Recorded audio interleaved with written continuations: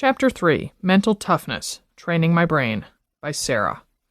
A bit of a disclaimer. Don't be tempted to skip this chapter using the lame excuse that you're not fast enough or serious enough to worry about mental toughness.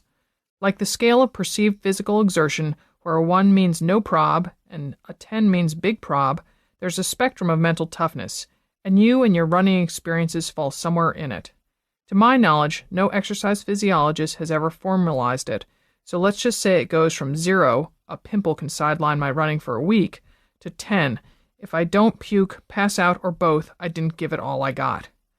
Dimity ranks about a 4.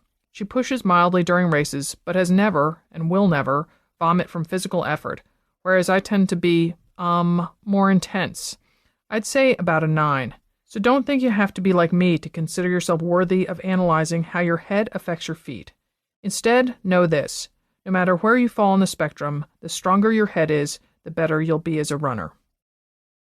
In almost every race I've ever run, my goal is to empty my proverbial tank. I tell myself to do so as I'm waiting on the start line, and I often chant it under my breath, mantra-like, during the race. Even Jack knows to yell it out to me from the curb, and has trained the kids to do so. To me, there's always been something mythical about the idea of leaving everything out on the race course, of crossing the line in an utterly depleted state. It makes me feel like an authentic athlete, like a real runner. I just had to know what it felt like. Yet until the Eugene Marathon in Oregon in May 2009, 25 years into my athletic career, my needle never touched E.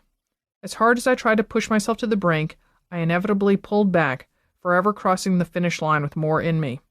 Sometimes I'd have only a few drops left, but it still wasn't empty.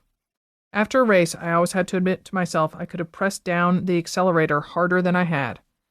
Why didn't I push it to the floor? I was petrified I'd run out of fuel before reaching the finish line and be reduced to walking, which, for me, is the ultimate humiliation. A beyond bonk finish would cast a Klieg light on my greatest fear, being revealed as an athletic imposter, not a genuine player. But not at Eugene. Nope, not at Eugene. Eugene was my 5th marathon with the explicit goal of finishing in less than 4 hours. It had been my goal with the previous 4 attempts.